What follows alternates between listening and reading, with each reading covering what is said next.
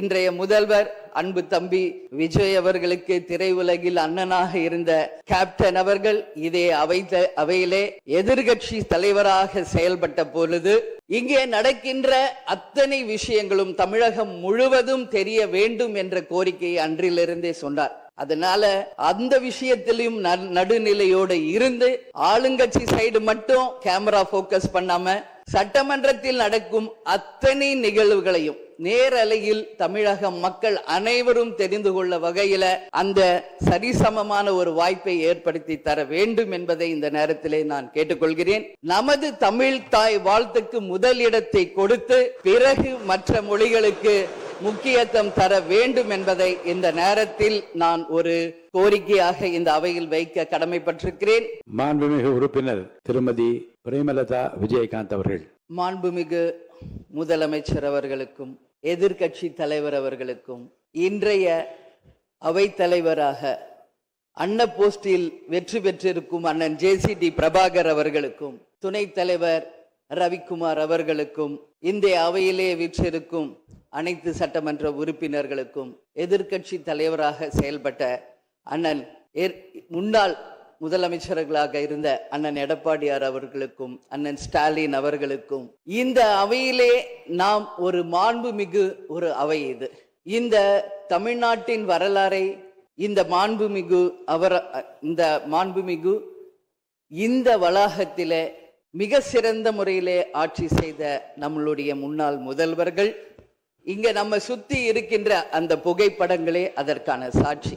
அந்த மாண்பும் மரபும் இமியளவும் மாறாமல் அண்ணன் JCD பிரபாகர் அவர்கள் அவை தலைவராக நடுநிலையோடு இருந்து ஒரு தராசு போல இந்த அவைக்கு அத்தனை பேருக்கும் சரிசமமான வாய்ப்பை கொடுத்து அத்தனை பேரையுமே ஆணாக இருந்தாலும் இந்த அவைக்கு அன்னையாக இருந்து அனைவருக்கும் சமமான வாய்ப்பை தர வேண்டும் என்று இந்த புனிதமான அவையிலே அவரை நான் அன்போடு கேட்டுக்கொள்கிறேன்.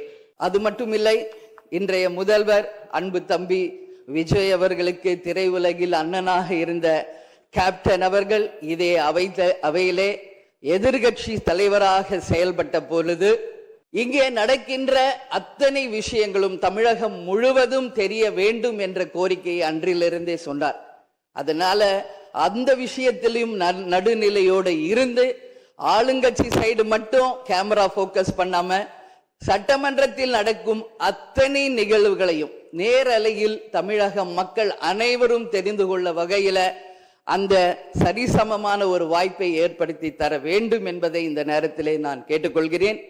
அது மட்டும் கிடையாது, இந்த தமிழ்நாடும் தமிழகமும் என்றும் சிறப்பு மிக்கதாக இருக்க வேண்டும். எனவே என்னுடைய முதல் கோரிக்கை, இனிமேல் தமிழ்நாட்டில் நடக்கும் அத்தனை நிகழ்வுகளிலும் நமது தமிழ் தாய் வாழ்த்துக்கு முதல் இடத்தை கொடுத்து பிறகு மற்ற மொழிகளுக்கு முக்கியத்துவம் தர வேண்டும் என்பதை இந்த நேரத்தில் நான் ஒரு கோரிக்கையாக இந்த அவையில் வைக்க கடமைப்பட்டிருக்கிறேன். அது மட்டும் கிடையாது, நேற்று அனைத்து எதிர்கட்சிகளையும் நேரடியாக சென்று இங்க எதிர்கட்சிகள் எதிரி கட்சிகள் அல்ல, அனைவரும் தோழமை கட்சிகள் தான் என்பதை மிக சிறப்பாக சென்று அனைவரையும் சந்தித்த முதல்வர் அன்பு தம்பி விஜய் அவர்களுக்கு இந்த நேரத்தில் என்னுடைய வாழ்த்துக்களை தெரிவித்துக் கொள்கிறேன். அது மட்டுமில்ல, இந்த அவை தமிழ்நாட்டுக்கும் தமிழக மக்களுக்கும் நீதியையும் நேர்மையும் நிலை நாட்ட வேண்டும் என்பதையும் இந்த நேரத்தில் தெரிவித்துக் கொண்டு, நாளை நடக்க இருக்கும் பெரும்பான்மையில் வெற்றி பெற்று அன்பு தம்பி விஜய் அவர்கள் மிக சிறப்பாக நம் நாட்டிற்கு பணியாற்ற வேண்டும் என்பதை இந்த நேரத்திலே நான் தெரிவித்துக் கொள்கிறேன். எனவே இன்று தேர்ந்தெடுக்கப்பட்ட அண்ணன் JCD பிரபாகர் அவர்களுக்கும் துணைத் தலைவர் அவர்களுக்கும் தேசிய முற்போக்கு திராவிட கழகத்தின் சார்பாகவும் இந்த அவையில் எதிர்கட்சி தலைவராக மிக சிறப்பாக தன்னுடைய கருத்தை தைரியமாக எடுத்துரைத்த என் அன்பு கணவர் கேப்டன் அவர்களுடைய ஆசீர்வாதத்துடன் என்னுடைய வாழ்த்துக்களை இந்த நேரத்திலே தெரிவித்துக் கொள்வதில் மிகவும் மகிழ்ச்சி அடைகிறேன். நன்றி, வணக்கம். மாண்புமிகு உறுப்பினர் முன்னாள் தமிழ்நாடு முதலமைச்சர் திரு எடப்பாடி கே பழனிசாமி அவர்கள்.